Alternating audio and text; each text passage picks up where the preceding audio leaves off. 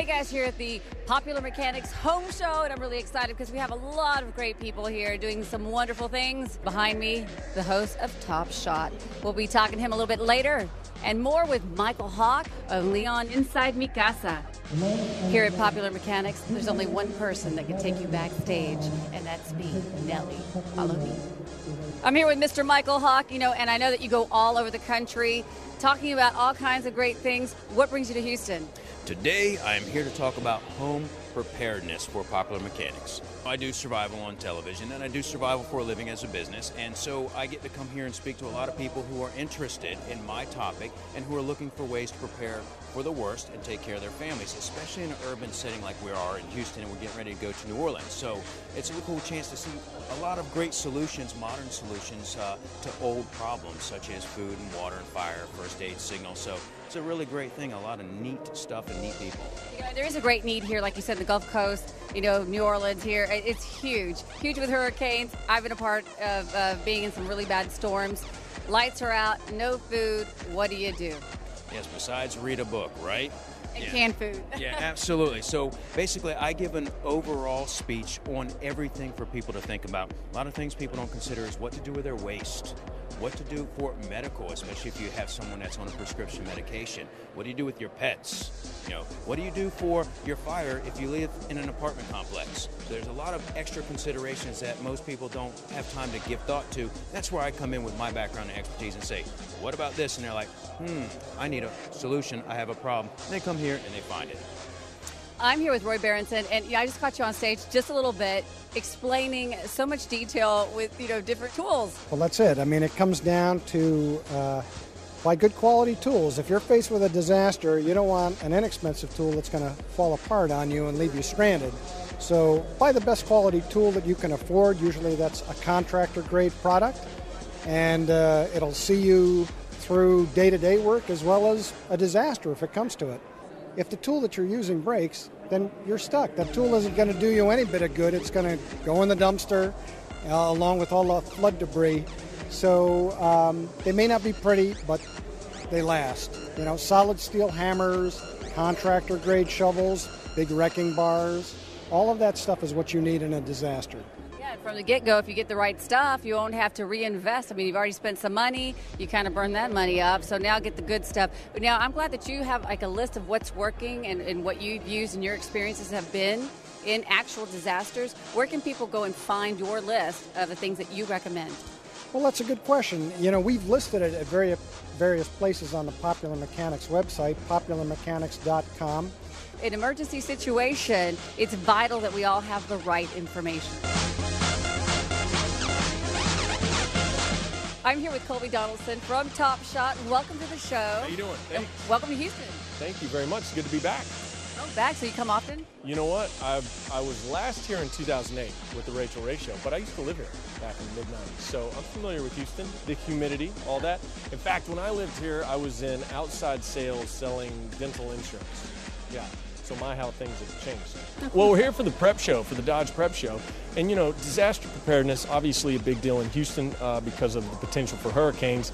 I'm not so much here to teach you how to prepare, but I can certainly shed a little light on how to handle the aftermath and how to thrive in that, simply because of the adversity I've had to deal with in experiences like Survivor and a lot of what we deal with on Top Shot. So I shed a little bit of light of that, tell a lot of stories about the two different shows, and ask and give the fans an opportunity to ask a lot of questions. So it's fun. How did you get into Top Shot, being the host of such a great show? You know what? It's a blessing, honestly, to be a part of that show. My entrance into television was through Survivor.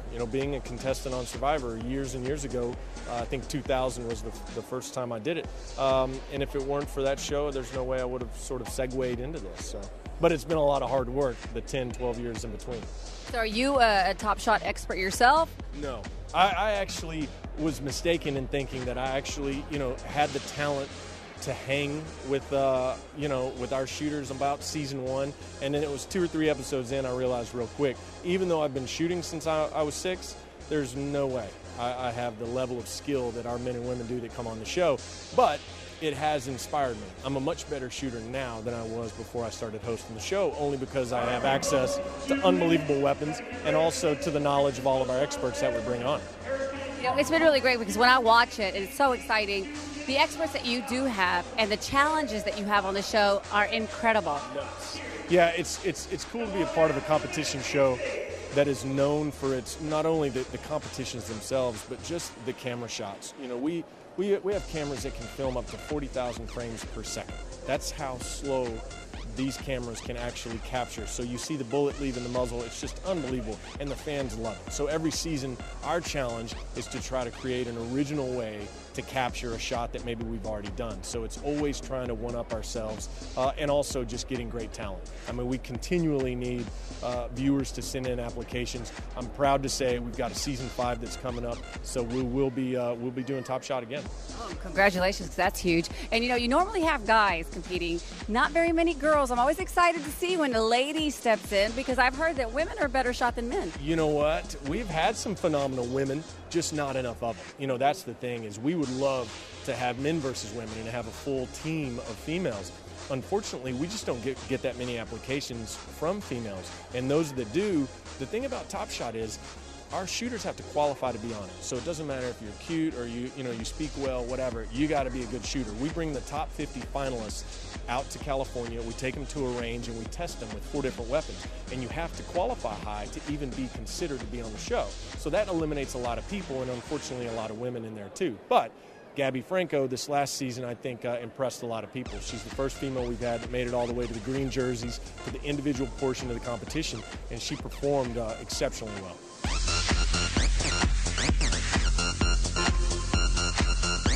Hi, I'm Dr. Mark Grogan, and my claim to fame here, I was invited to speak at the Popular Mechanics thing because I organized my neighborhood twice for disasters as they were coming.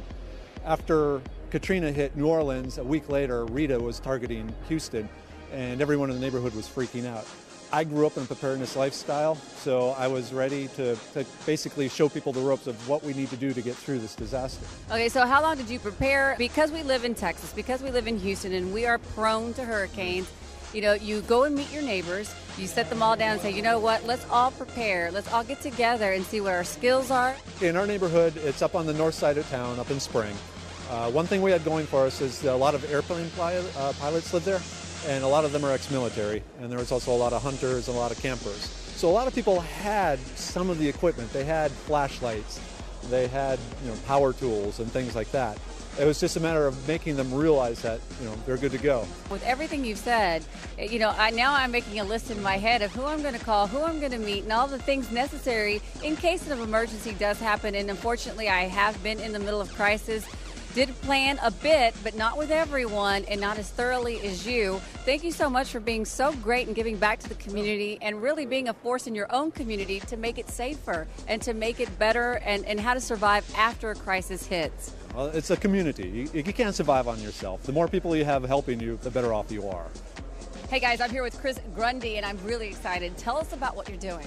So we're here, it's about for the prep safety show for Popular Mechanics, for RAM, and they brought in a bunch of people to give some examples, give some stories, give some things to chew on about disasters. So how exciting is it for you to work with some of these people who are just really amazing talents themselves? I love it. I love what they do, and I love the way that they do it. You know, so many people, they think, well, there's a disaster coming, let's just hunker down. But there's so much more. There's so many tools you can use, so many types of outlets, so many types of communications you can do. I love that stuff. So what's your specialty? So my specialty, I'm a host of a tool show on DIY Network, and I also host Blog Cabin. And my specialty is knowing what utensils to bring to a situation, and so we've got Popular Mechanics here. They know so much. I'm learning as well as talking about it.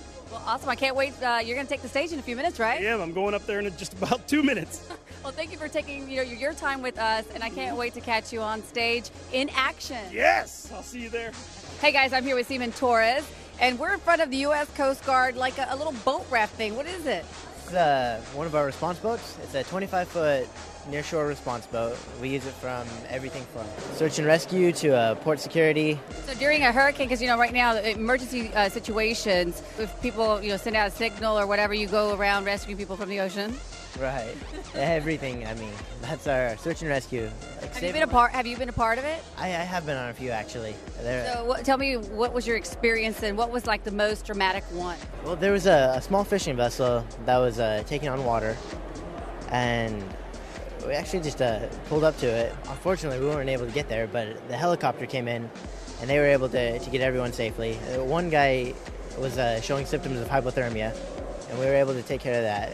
But in the end, everybody was safe. Can I go on board? Check it out. Of course you can. Okay, so if y'all ever need help and you need to call the U.S. Coast Guard to help you for anything, this is what you're going to experience when you come on board. They're there to help you, whether it's medical needs or, like he said, all kinds of situations. They're there for you. This is pretty cool. It's tight quarters, not huge. Let's come inside and see what's up. Wow, pretty compact. It's kind of like if you've been in a small plane, helicopter, kind of like that. Wow, and I've got, I think, a pilot. I've got a Coast Guard pilot with me. Hi. Hi.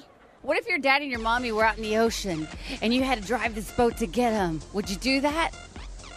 Yes. You see, with young pilots like that, our future of tomorrow, I would trust her with my life. Back with more here on Inside Mi Casa. So y'all having fun? Yes. Yes, we are. What's your favorite part here at Popular Mechanics? Legos.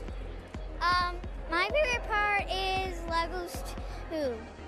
Legos too? And being here in the kids zone, how cool is that? The Popular Mechanics thought about everything, right?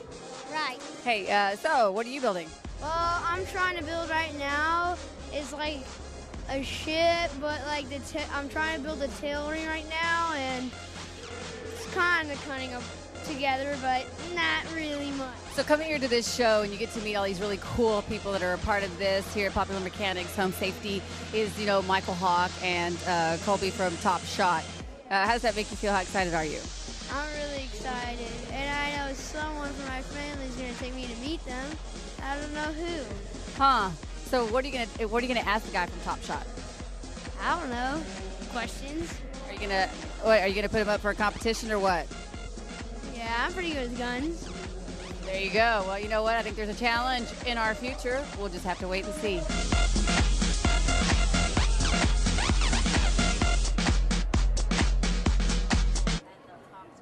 I think I'm in love. This is weird and this is awkward. I've never talked to a little ambulance before. I love to do a camera. Do you? So do I. I'm here with Jose, and Jose, you're making everybody smile. You just made me smile with the little ambulance. Well, a lot of people tend, especially the children, they like this vehicle because it interacts with them and it teaches them what the Red Cross does at a children's level. We'd like to thank Popular Mechanics for putting on the Home Safety Prep Show. We learned so much about how to prepare, such as plan of action, emergency contact numbers, supplies, and tools needed in an emergency situation. I'm Nellie Gonzalez. Thank you for watching Inside Mi Casa.